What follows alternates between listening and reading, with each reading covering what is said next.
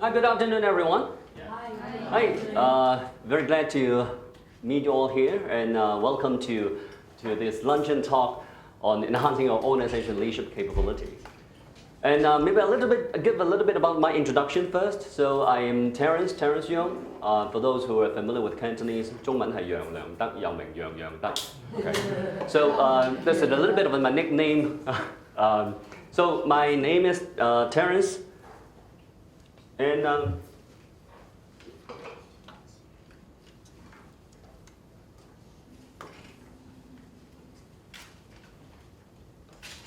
Yep. Okay. So I'm the founder and managing director of Texan. This is my company, founded in 2002. And why was it founded in 2002? Because it was the time when my previous company vanished. My previous company vanished in 2002. The name is called Arthur Anderson. Yeah. And I was in business consulting in that back in the old time. So my company is now 13 years old. We specialize in corporate training and talent development, doing leadership training, management skills, sales and service, and I'm also the Hong Kong University space lecturer, and also I'm quite familiar with the personality. For those of you who are interested in kind of personality, style, and something like that, we can talk offline. So this is a little bit about my background. I have over 20 years of experience in terms of leadership and corporate training and consulting. So this is a little bit about my background. So back to today's topic is about leadership. So first question to you is that any of these kind of things that rings a bell to you? Say, for example, enhance organizational leadership, establish common language and method for leadership practices, put shared values, corporate culture into practice, build passionate teams, and provide training to senior and top management. Any one of those are something that you would like to do? Yeah. Quite a number of them. Yeah. Okay. So you come to the right place today. So okay. So back to a very fundamental question. So why leadership matter? Why leadership matter? What do you think? Does it matter? Why? It's on your vision, strategic vision. The vision? Okay. So it's important because leaders provide a vision that provides the direction of the organization. Thanks very much. What else? What else? Leading a team to the right direction. Leading a team in the right direction. Okay. So that we're doing. Make sure that motivate them. Oh, yeah. So we make sure that we're doing the right things, and we have the whole team who's motivated to move together. Okay. Great. So leadership matters. I mean, in terms of, and it appeals to our common sense. Okay.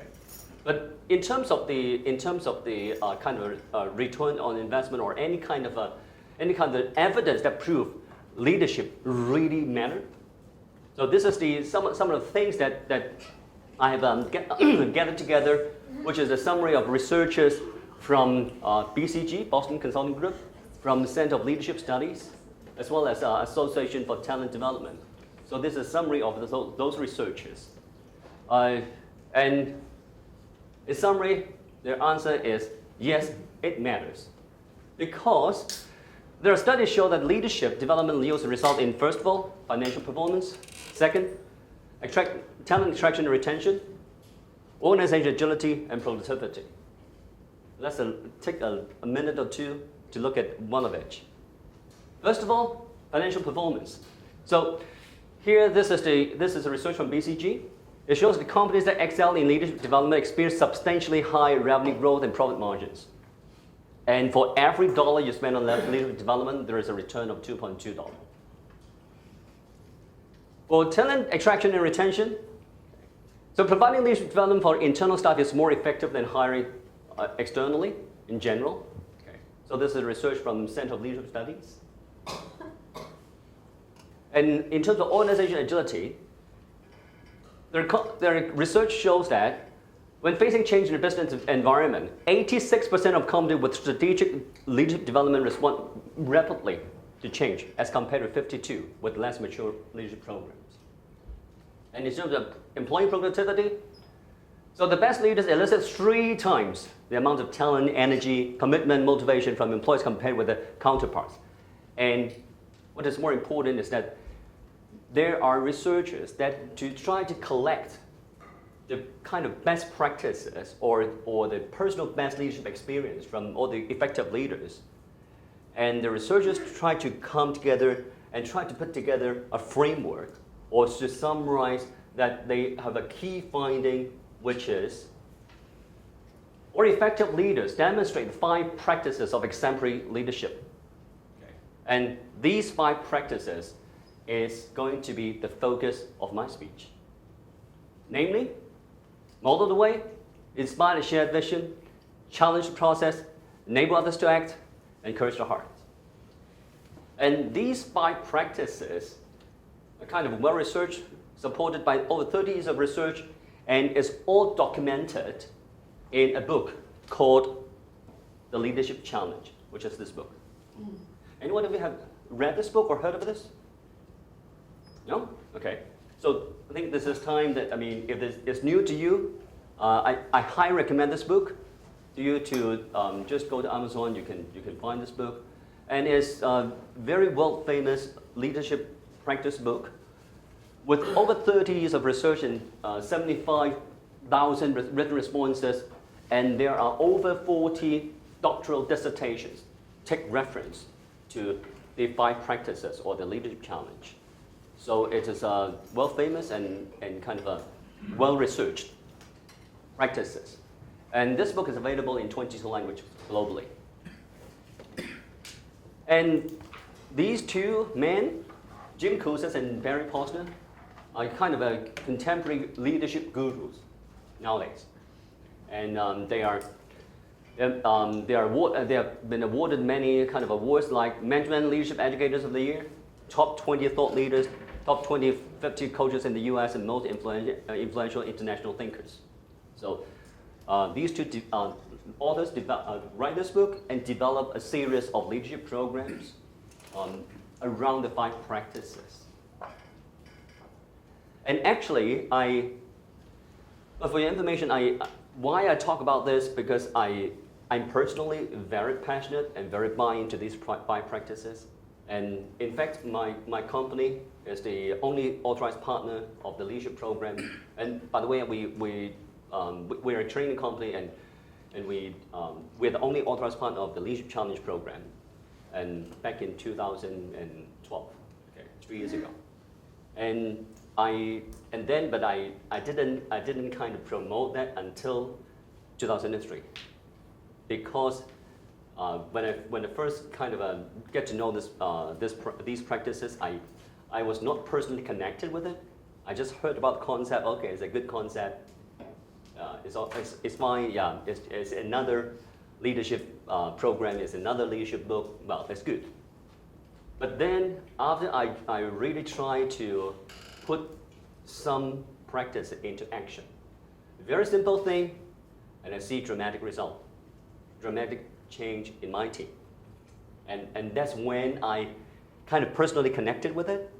And now I'm really passionate to introduce these practices to you. And I think they are really good tips. And in the coming hour, I think I will try to extract the essence of the essence from the 5 practices, so that you can take away with something that you can apply immediately, and hopefully that will be applicable and practical to you, and yield results. So, first of all, what is leadership? Okay. So the definition of leadership, according to the Leadership Challenge, or I call TLC, in short, TLC is the Leadership Challenge. So the following definition of leadership in the TLC are referred by many doctoral dissertations. But I mean, to you, how do you define leadership? What does leadership mean to you? Anyone? What is leadership? Inspiring people. Very good. Okay. Anything more? Inspire people. Provide vision. Lead a motivated team, right? So, according to Kouzes and Posner, They define leadership as an art of mobilizing others to want to struggle for shared aspirations. So I would like you to think about the following steps. So I believe that all of you sitting in this room here, you are one of the leaders in your organization. Okay. So ask yourself, is you and your team kind of struggling every day? Are you struggling? Yeah. Okay. So I think most of us are struggling. Okay. And the next question to you is, do you think your people want to struggle with you? Okay. These two questions. But the first question, how many of you think that you and your team are struggling? I mean, most of the time. Yep.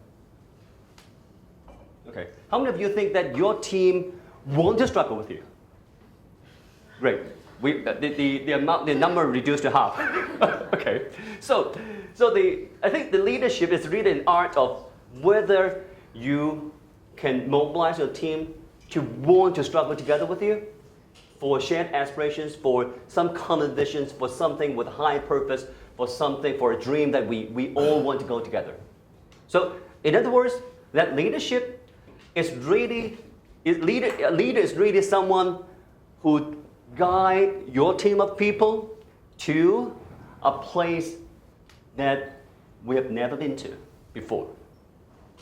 Okay. So this is how I interpret that definition. And there are a lot of researches done by Kouzes and Posner, and they summarized. And how did they do it? They did a lot of research from. They took it from two perspectives. One is from the follower perspective. They asked a lot of people, what kind of leader you want to follow? Okay. So if someone come into the room and say that, hey, I'm your new leader, what kind of question would you ask them? So one angle is that it is from a follower's perspective. Another one is from the leader perspective. So they interviewed a lot of tens of thousands of people to extract their personal best leadership experiences. So what is your personal best leadership experiences? Be it in organization or in personal life, at home or in charity. So what is the personal best leadership experiences? And they collect a lot of stories and they try to distill, extract, and summarize. And then they draw a conclusion that all leaders involved in these 5 practices. Okay. Namely, model way, inspire shared vision, challenge process, enable others to act, encourage the heart. And I think that echoes to some of you just mentioned about have a vision, motivated team, inspire people. Okay. So here and there we know about leadership, and this is a kind of a comprehensive view of leadership. And I would like you to pay attention to the following. That when we talk about leadership, there are many different schools of thoughts. Say, for example, personality and leadership. Say, for example, situational leadership. Say, for example, this is really talking about behavioral leadership.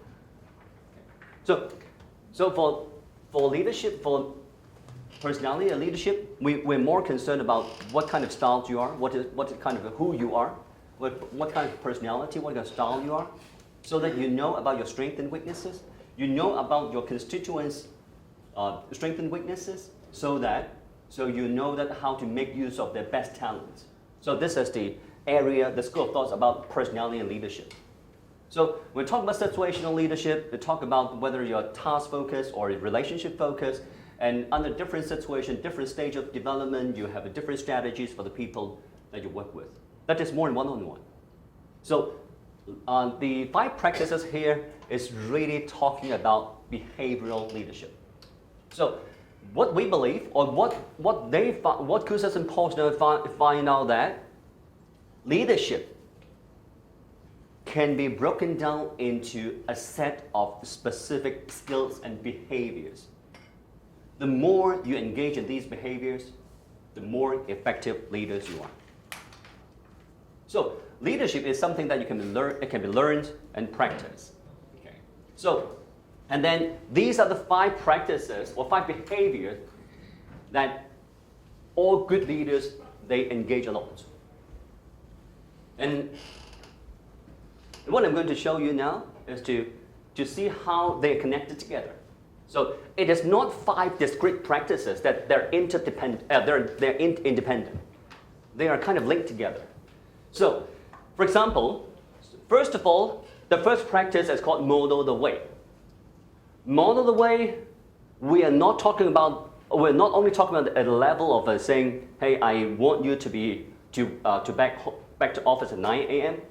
and then I as leader, I go to work at 9 a.m. We are not only talking about this level of model the way. We're really talking about model the way. It's about credibility. It's about whether you are a credible leader, whether you are clear about your own values, and whether your action is really aligning with your value. They have an extensive research. The research shows that credibility is the foundation of leadership. Because the fundamental thing is that if you don't believe in the messenger, would you believe in the message? No. Okay. So this is a fundamental concept of model the way. It talks about credibility. Okay. You have to be credible before all other practices matter. Okay. Just imagine.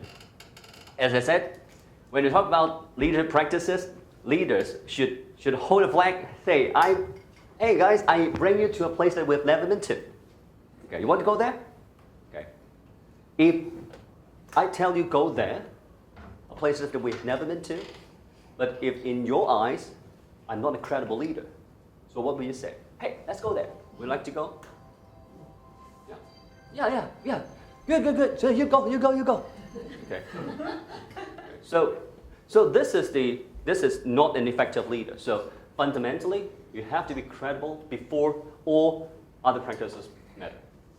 Okay. Once you're a credible leader, then as a leader, according to the definition, that we are striving for the shared aspirations.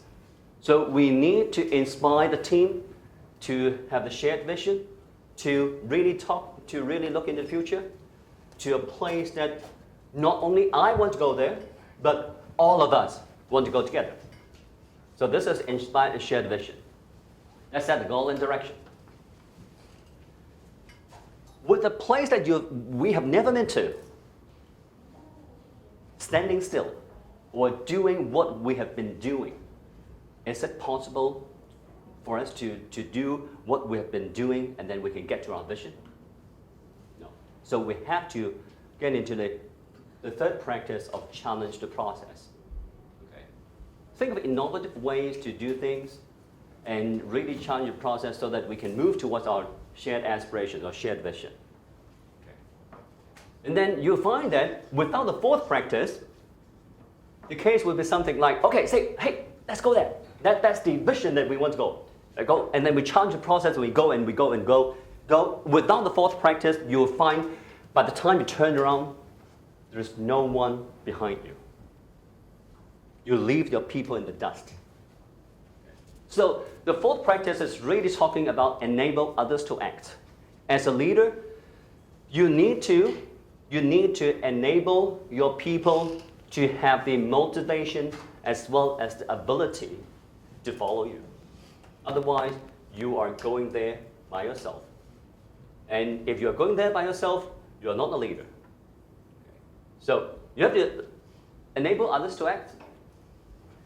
And for all people, if you go from here to your vision, we can imagine with the path, a kind of a flat path, easy to go with path, or really something you need to go to the trough and valley and things like that. So is it a flat journey?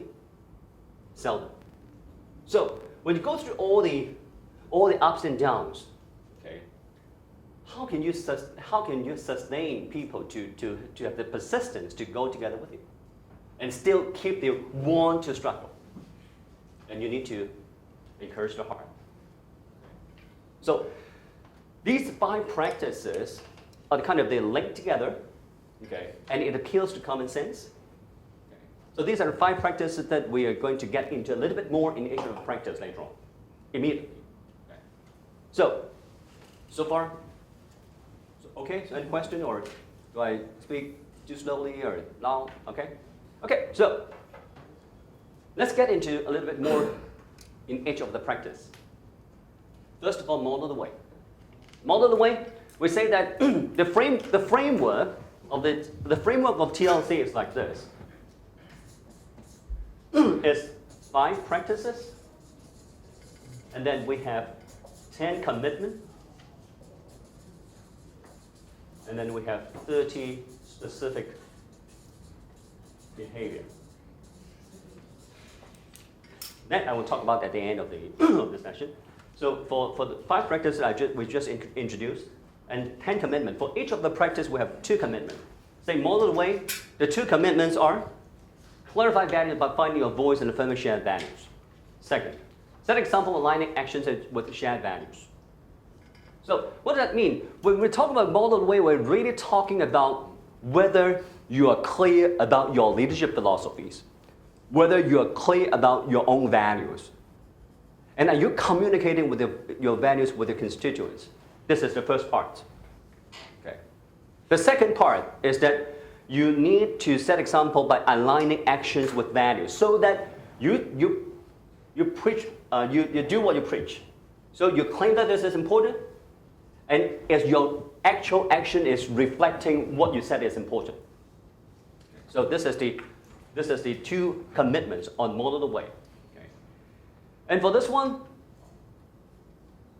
I think this is there are a lot of the content, but I would really like to draw attention of this simple research, and I think it's very interesting and insightful. Okay. There's a research by Posner. Okay. They interview a lot of questions and having questionnaire. So they ask about questions like, hey, how is it? Are you clear about your own personal values? Okay, 1 to 7. Are you clear about your organizational values? 1 to 7. Okay, and then what is your commitment level to your existing organization? So they collect a lot of data, and they're able to kind of compile this research summary, saying that to divide. Okay, say some people with low personal value clarity, very high personal value clarity, organizational clarity low and high, and the number that I'm going to show is the commitment level. The higher the number, or the closer the number to 7, okay, the higher is the commitment. So just say this is the 1, 2, 3, 4. Have a guess. Which do you think, which quadrant, 1, 2, or 3, or 4, will have the highest level of commitment? 1, 2, or 3, or 4?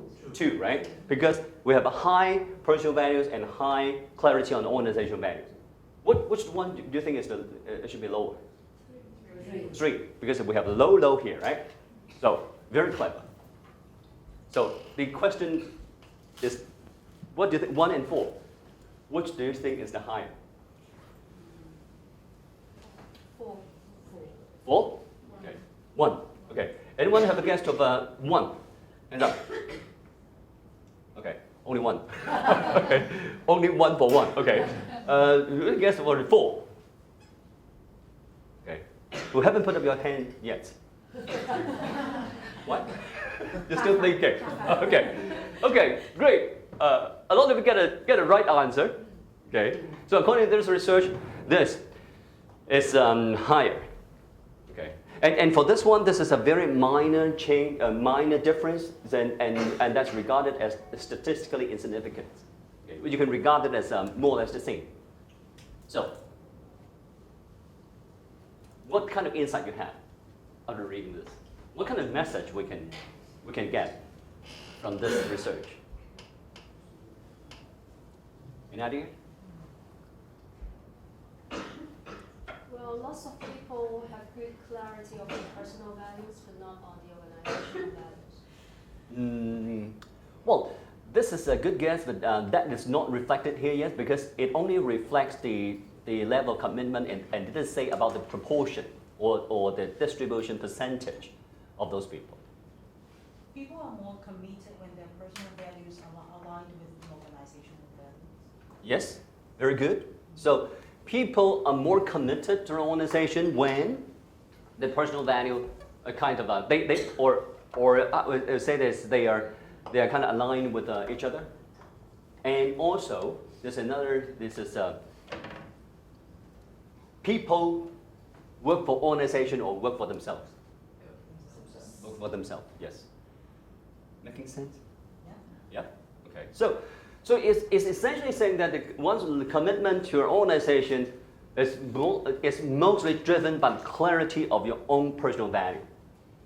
So once you are clear about your own personal value, okay, and you can find a place that you can excel your value, then you have a high commitment of work. Then I tell you that I've received a challenge when I present this, the actual case. That when we conduct a workshop, the leadership development workshop with my client, and that the background is that they have the conglomerate, the group CEO, and the different business units CEO together, and then the objective of that program was to kind of to advocate the concept of lead by shared value, to lead by shared value, so promote corporate culture. So for those people in HR or organization development, you are very familiar with this. And then the group CEO, after seeing this, he said, "Hey, Terence, I think it's not right because you are telling us that organizational values doesn't matter." But then the whole objective of this program is to what?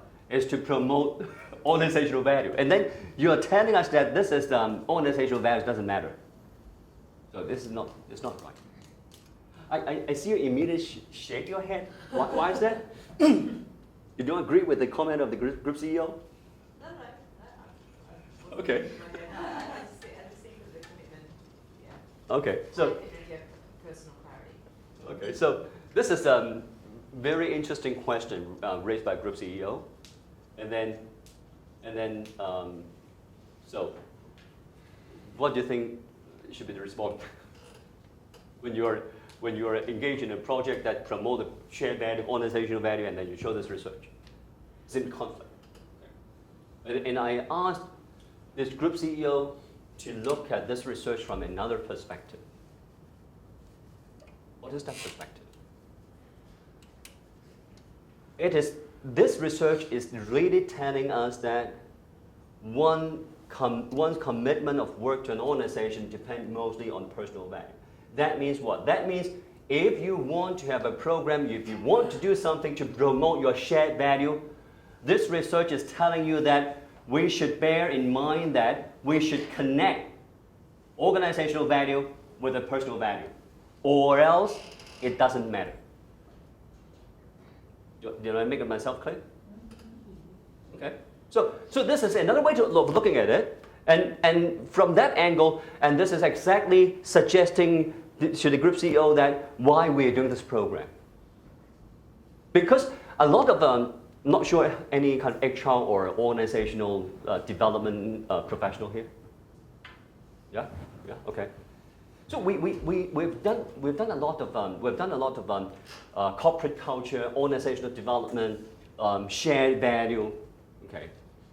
Most of the organization, they do it by having a lot of promotion. We have stickers, posters in the meeting rooms. We have desktop, wallpaper. We have a competition of the best cases of implementation of core values, and etc. These are all good things. I'm not saying that they are not good. They are all good things, but it lacks a connection. The connection is the organizational value. How does it relate to my personal value? If I don't really see the connection with my own value, with the organizational value, then the shared value is something from the top. It doesn't really concern me. Then how can I have a commitment, or how can I have the kind of passion to really implement this? So I think this is a very, very good insight. So and then Because I mean, the tips to you as a leader,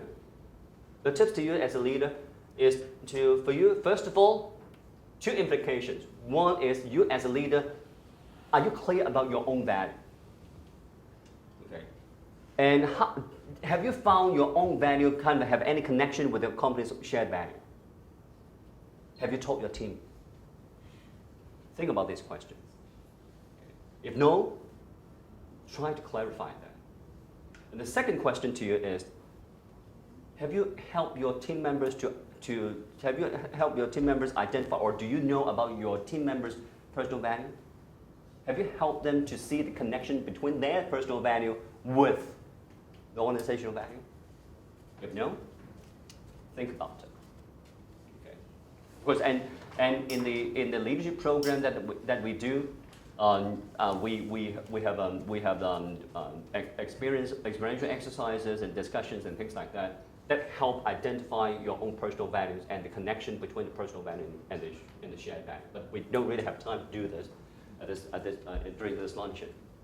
Okay. So here is that really we talk about that. If you're a leader, model the way. We're really talking about that. Are you clear about your own value and affirming shared value? If yes, then are you really walk your talk? Okay, walk the talk. And any tools that you can give me, Terence, that can help me walk the talk. Calendar. Okay, you're your calendar. So if you say that customer service is important, have you ever set aside time for you to talk to customer? Okay, so calendar is one thing. Critical incidents is another thing. So if you say that people is our asset, okay. So if it comes to the situation that someone flew over to another city to work for a project for the company, and then he has the family members getting hospitalized seriously. So as a leader, what you say? You say that company say, okay, people is our asset, and then you tell the guy, say, hey, so you better complete the work as quick as possible so that you can go back to see your family members. Or, okay, go immediately and I'll have someone to take over that. What is your choice? Okay. So what's your response to the decision when you do the critical incident? Reflect your own value and reflect whether you claim it's important and whether you're really walking your talk. Have you always talked about stories with your team, okay, about the value that is important? Do you use language that foster the kind of value? Say, for example, Starbucks, they don't call the people staff, they call the partners. Okay. So that kind of reflect as the corporate culture about the kind of a lean environment lean environment culture of Starbucks. So we have rewards and measurement. So whether you are a leader that, okay, so if you say that teamwork is your shared value, okay, because by the way, I was previously from Giordano. I was from retail before I joined Anderson. So I'm quite familiar with the retail industry and saying something like, okay, so I'm not talking about this as a case of Giordano. I'm talking about in generic case, saying that, hey, teamwork is our shared value. Okay, but then your commission is based on individual sales. Okay. And then we see all the posters saying teamwork, and then you're only remunerated by individual performance. So would you believe that the organization is really walking the talk? So think about this as another tool for you as a leader to think how you can walk your talk by doing these, by thinking about this framework, so that blend into your everyday work, everyday life. Okay. So this is the essence of model the way. Okay? So now you're a credible leader, and then we say that it is very important for you to really bring our team to a place that you've never been to. So this is the shared vision. This is the vision. So for the two commitment of inspired shared vision, we're talking about the first one is to envision the future by imagining exciting and ennobling possibilities. The second one is enlist others in a common vision by appealing to shared aspirations. So, what does it mean? First of all, if inspire shared vision, the first commitment is telling you that you need to envision the future. Okay. What is the future like that is exciting and ennobling? This is the first one. The second one is that not only you should envision the future, but you need to enlist others so that people want to struggle with you. So this is the second commitment. There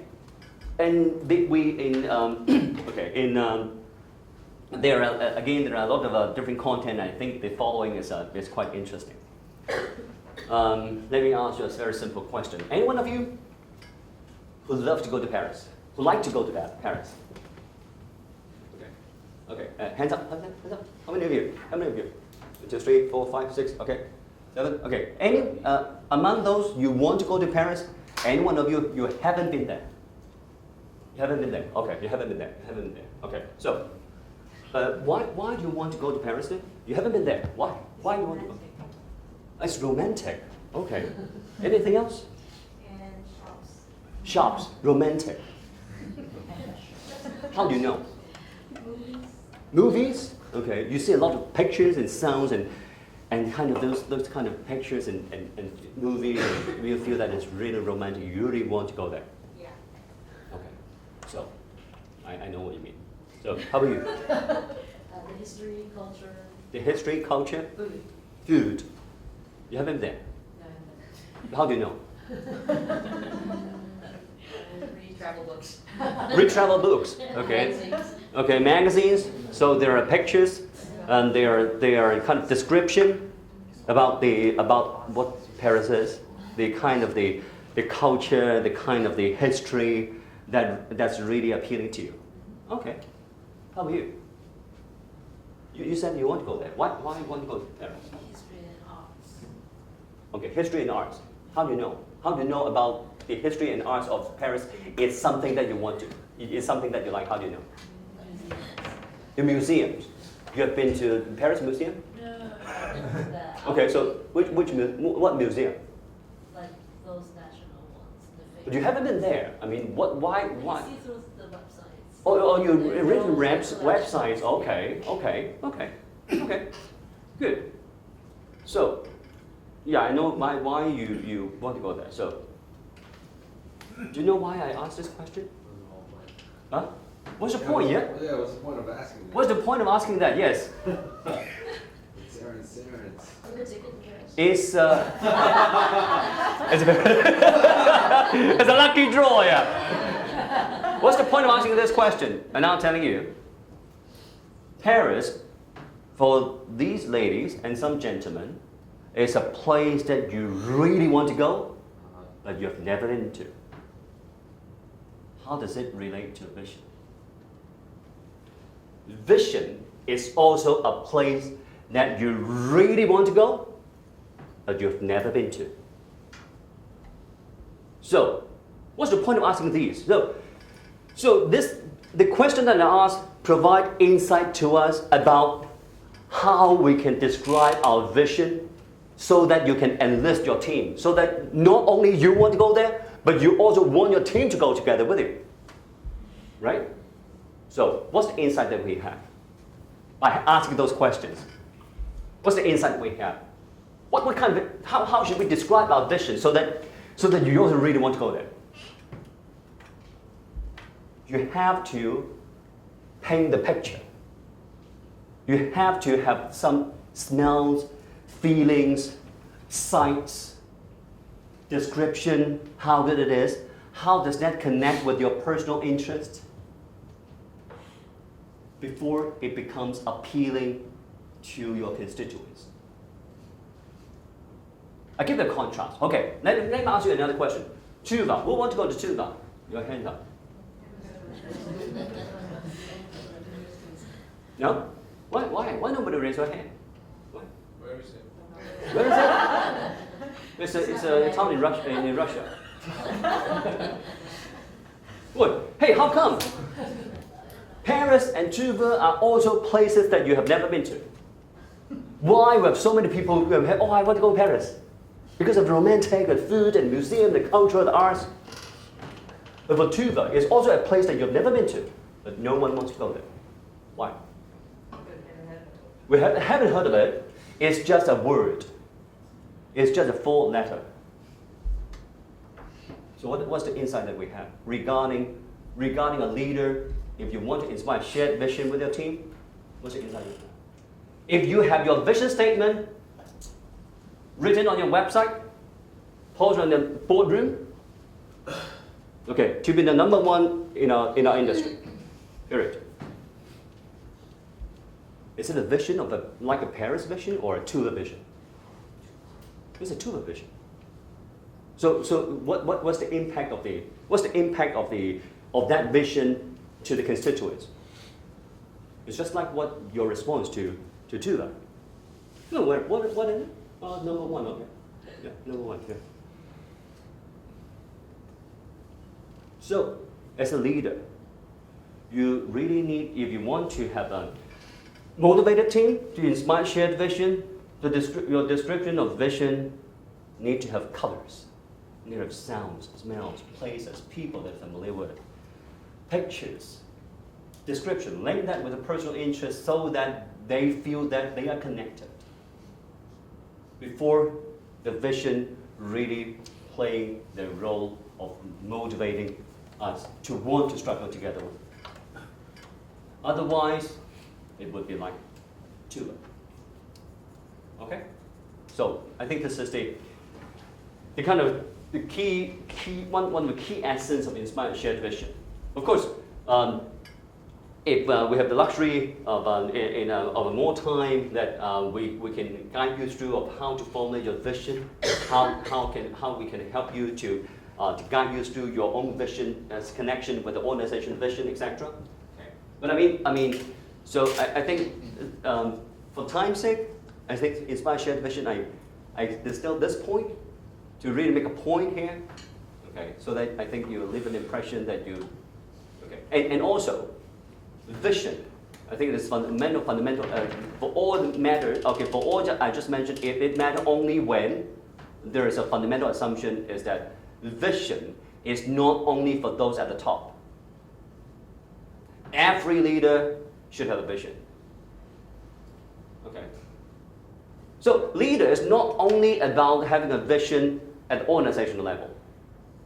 It is something that every one of you here. If you lead a team, you also want to have your own vision. Because we're talking about vision. What's the purpose of having a vision? What's the purpose? Obviously, it provides direction, right? And also, I only point to that direction, and also I want you to want to struggle with me, right? So, it should serve the purpose of motivation as well. So, if the vision can help you with providing a direction as well as motivation to you, so every leader should have your own vision. Because when you, just imagine, you have your vision at the organization level, and then 5 levels down in the organization, and then you ask a supervisor, or you ask a senior clerk about the organization vision's relation to that senior clerk. Not really have a kind of feeling. But if he's following his department head, who has a real vision that has relationship linked to the personal interest with that clerk, then it matters. So every leader should have a vision. Okay? And when you think about your vision, remember the Paris and Tuva. Think about create a vision that is Paris-like, not Tuva-like. Okay? So this is the second practice. Now, so far, any questions? Any comments would like to add? No? Okay. So, the third one is challenge the process. Okay. So, for challenge the process, the two commitments are search for opportunity by seizing the initiative and looking outward for innovative ideas to improve. Experiment and take risks by constantly generating small wins and learning from experience. So we're here really saying that as a leader, okay, you cannot satisfy with doing what you've been doing because that won't take you anywhere. You need to constantly search for opportunities to improve. First thing, okay. And the second thing is, since you are challenging the process, you're doing something different, you're doing something new. It has to involve risk. So experiment and take risks. How can you manage that? By generating small wins, quick wins, okay, and celebrate that. So these are the two commitments. First of all, search for opportunity, and then you implement it, experiment, take risks, and generating small wins. And here I would say that I just make 2 points here. First of all, I'd like to have a quick discussion with you. As we said, okay, we need to challenge the process, search for opportunities to improve.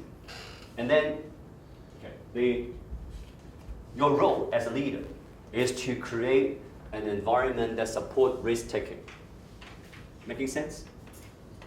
So, what do you think are kind of behaviors that foster risk-taking? What are the behaviors that kind of inhibit risk-taking? Anyone have any idea?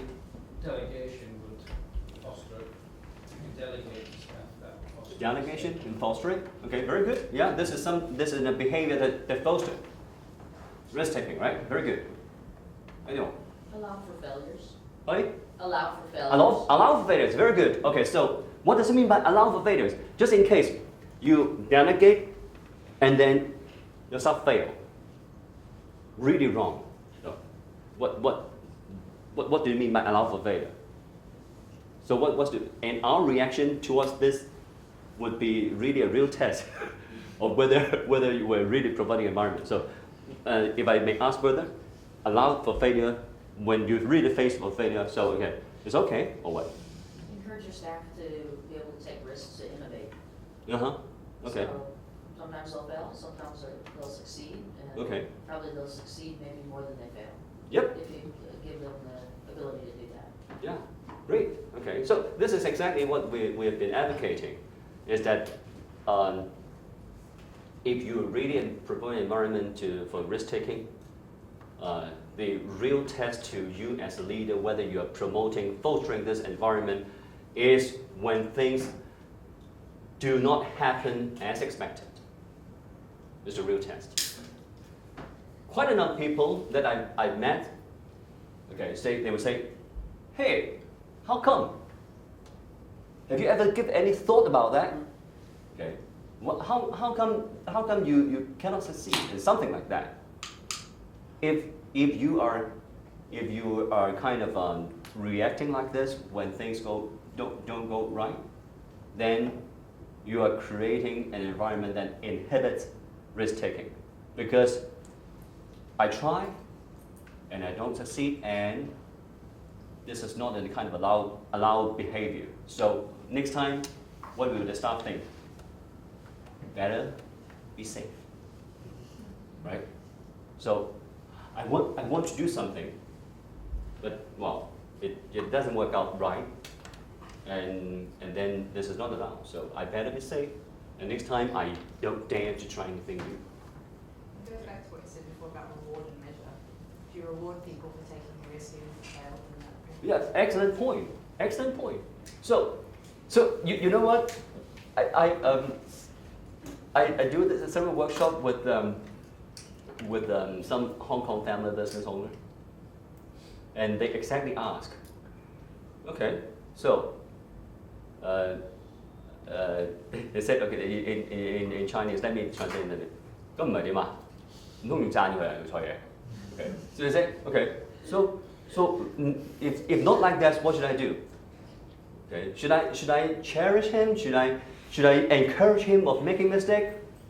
This is the question that was asked by a kind of a Hong Kong business owner. And I said, yes. What? Okay, I'm not asking you to encourage or cherish the mistake. Make sure that you cherish or encourage the right thing. It's the courage and the proactiveness and the intention to try something new is the thing that you should cherish and encourage, not the mistake. Okay. So how do we deal with the mistake? Ask the question, what can we learn from this? So this is the kind of behavior that we are advocating for a leader to create an environment to support risk-taking. Okay. So what we can learn from this experience. Okay. Try something difficult, risky, cheer them. It's exactly the point here. Okay. Exactly. Okay. So say some say to someone who is willing to take risks, say, you can do it. Okay. And I be asked another question about how if you look at that person, you don't really think that he can do it. Should I still say that you can do it? So when we do the workshop, we encounter a lot of very interesting questions. And my question to him was, okay, so why do you want to choose him? Why do you want to choose him to do this if you don't think you can do it? Or have no choice? Okay. If there's no choice, okay. You have no choice, you have a choice of not doing it. Well, okay, so okay, you're right. So I have a choice of picking him, even though I don't have the full confidence, but they still have a chance of success. Okay, so do you think that you keep on having the kind of a skeptical eyesight, keep on to say you don't really give him encouragement, and to be faithful to yourself that you really don't think that he can do it, and you think that this would help you and help him do a better job, have a higher chance of success, or, okay, cheer him, give the confidence, and give a shot. Which do you think would give you a better chance for him to succeed? Okay, I got you. Okay, so this is the conversation that we have. Very interesting. And then when we just now we said that it's kind of a when we make mistake, what should we do? And when we have something small wins, okay, don't just let it go. Celebrate. Make it a story. Okay. So and that build confidence and build the kind of atmosphere so that the teams don't want to struggle with it. So this is quite a kind of amazing picture. You see someone without leg. Okay. He climbed to a very high mountain, Mountain Rainier. Okay. So there is a man called Don Bennett who climbed in the U.S. the Mountain Rainier. Barry Posner and Jim Kouzes interviewed this guy. Say, hey, how do you do that? Okay. And then he said, okay. When the first response was one hop at a time. What do I mean? Say, when I stand from the bottom of the mountain and when I look to the top of the mountain, it is huge. It is enormous. I mean, it scares people. But when I look at here to here, I think everyone can do this. So can I. So I one hop at that. When I go there, another hop, another hop, another hop. One hop at a time. And that provides insight to leadership behavior that when we go to a vision, it's by no means an easy task. So, if we only look at the kind of a practical implementation of getting from here to the vision, it may look enormous, very difficult, and it kills confidence. If we can break that down into smaller pieces, so that we can do one thing at a time, and we celebrate small wins, so that we build confidence and we're moving towards the right direction, that is a strategy that we suggest all the leaders adopt in challenge the process. Okay. So that's the third practice. And this is the fourth practice that enables us to act. When you challenge the process, you don't want to go by yourself, so you need to enable others to act so that your people will go together with the motivation and as well ability to do that. So for enable others to act, the two commitments are, this is the individual level, this is the team level. Strengthen others by increasing self-determination and developing competence. The second is foster collaboration by building trust and facilitating relationship. This is what we're really talking about, is to help increasing your people's self-determination and developing the confidence. And with that, we foster collaboration. We have the collaborative team. So this is the enable others to act. And for this one, I just get 1, 2 that you can apply immediately, and it is very interesting and powerful too. It's called a flow diagram, flow chart. Okay. So just imagine, this is the horizontal axis is skill, this is challenge. So what we're really saying is that if a person who with the low skill, but is facing relatively high challenge is in the blue region, how would that person feel? How would that person feel? Overwhelmed. Stressful? Okay. Strange? Okay. So this is the feeling that the people in the blue region will feel. So how about in the yellow region? High skill, but low challenge. Boring. Okay. So in either in blue or in yellow, they are kind of not really performing at the optimal. So according to research, this is the kind of in the flow. When people are in the flow, they're performing the best. So their skill match with the challenges. So conceptually, it's very, very simple, right? You can explain that and understand it within minutes. How can we use this? Okay. So when you use this, draw your own and then think about the kind of your people. Think of your people and say, okay, whether I think Tom is in the blue region and John is in the flow and Mary maybe in the yellow, something like that. Think about that and explain the same concept to your people and have them write their own on this flow chart. And then when we meet each other, 1, 2, 3. We see that we match in terms of the position, relative position of this diagram. So it's great. So what's next? If we find that, okay, I put you in the flow, that you put yourself in the blue. So you are really telling me that you are kind of you are feeling under stress and stretch that I've not been aware of. So, and we can start a very meaningful conversation.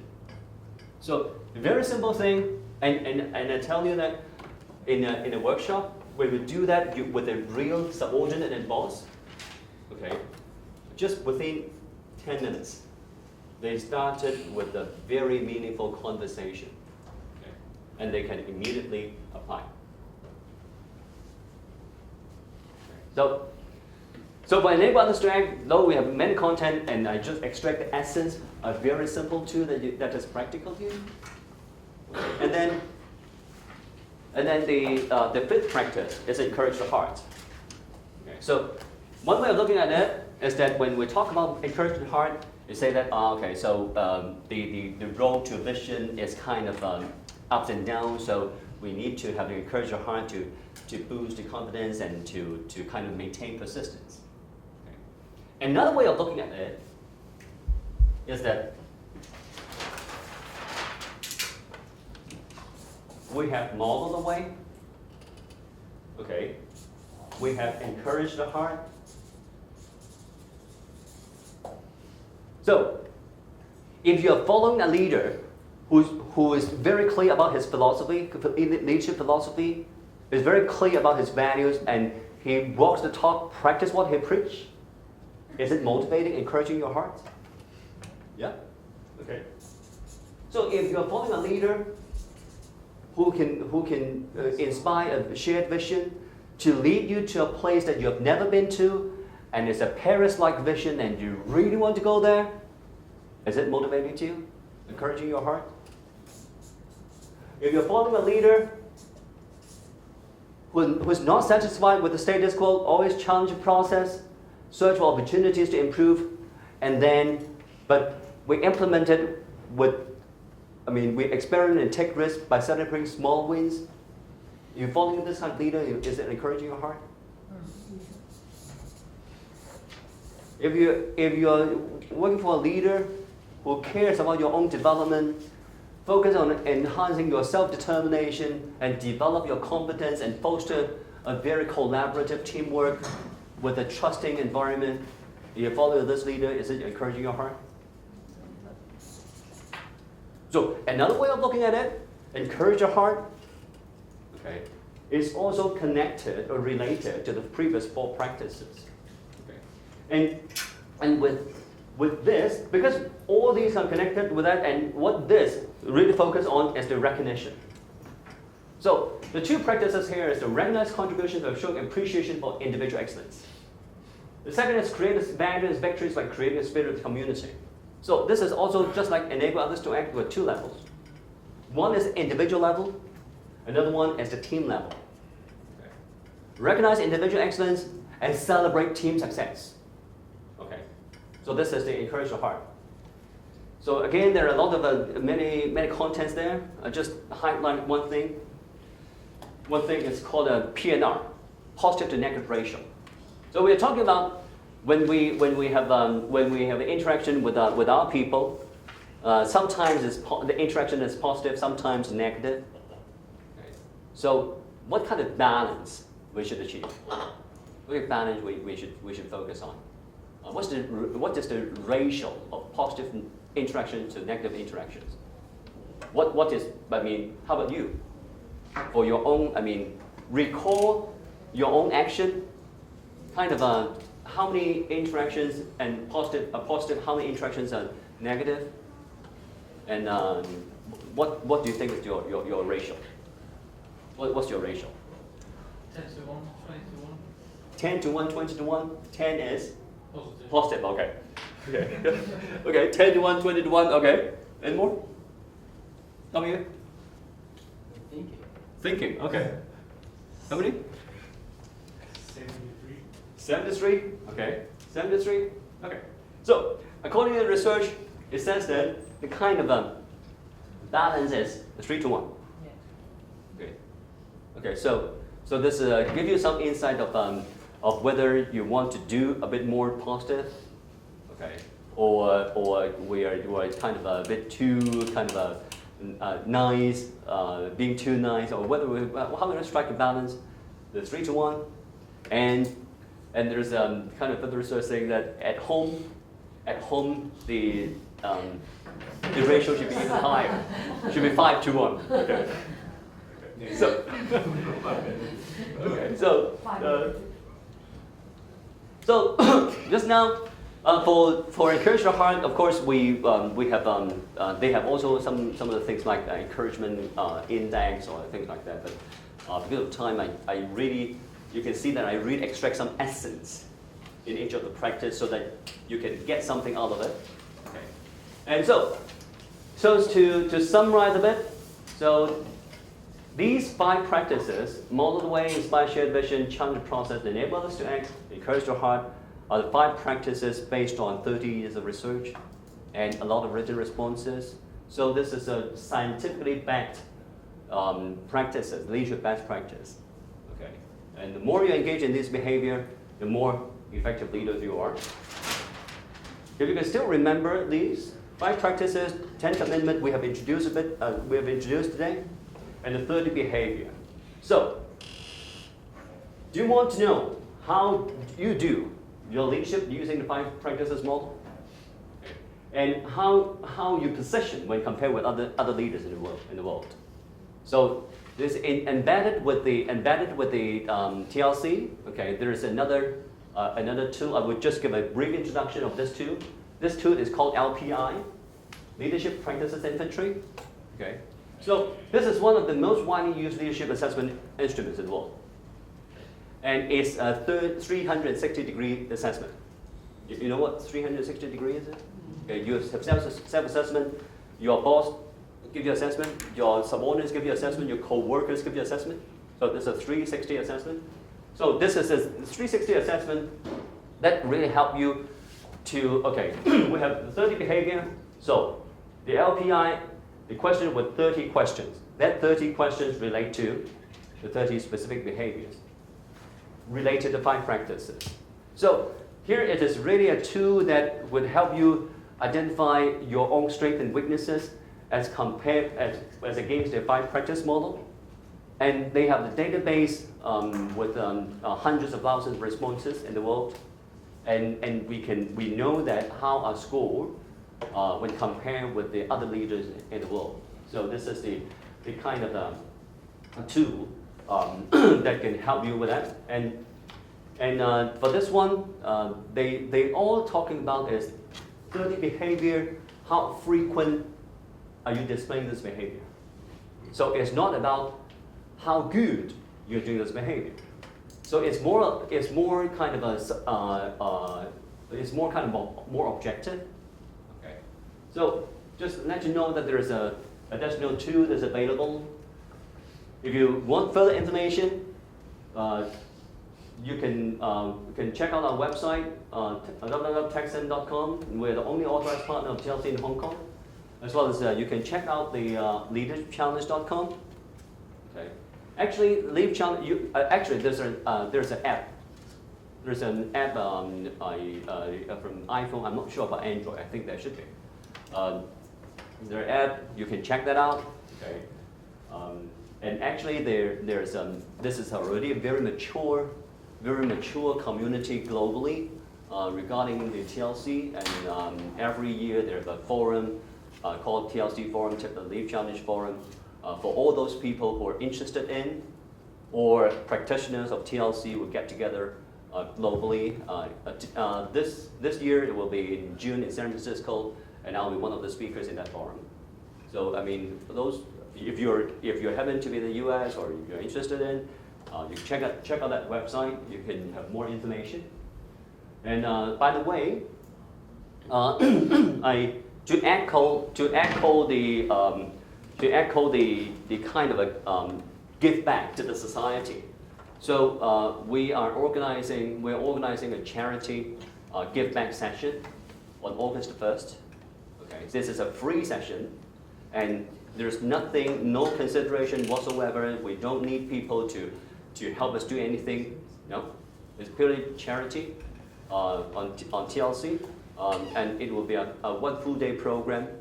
And Wiley will sponsor the LPI assessment and the workbook, and we will sponsor our trainer time, our venue to those participants. So, but we have criteria. The criteria are those only for those. Those who are sitting here may not be the target.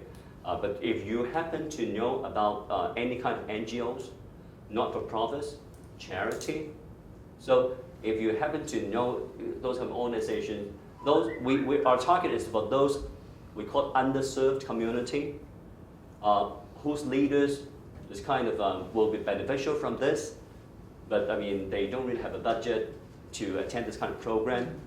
Okay, we welcome that. Those but also. So if just in case you know any of those leaders in that sector, and you think that this program might be of help to them, let us know. Okay, so that is the kind of presentation that I have today, and yeah, the time just made, but I still welcome if you have any question that you would like to ask. Terence, I think you've done a great job in bringing across the message on leadership. Thank you. I'm a director of the largest bank in the world, ICBC. I listen carefully about how we put forward the message on leadership, share value, and your modeling.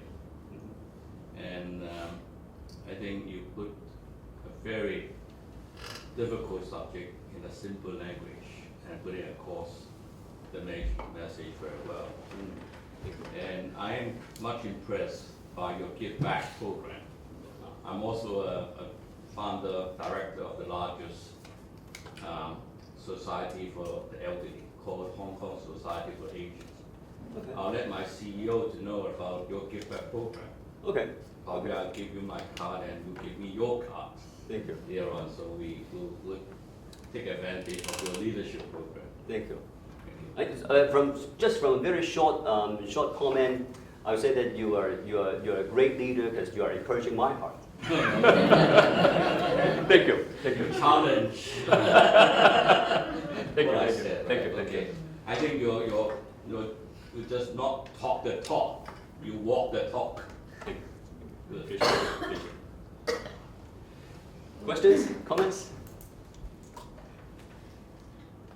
If no, then for those who would like to further connect, we can have a short chit chat and we exchange cards, and then we can stay in touch and hope to see you somewhere in the future in our events or in further AmCham events. Thank you very much.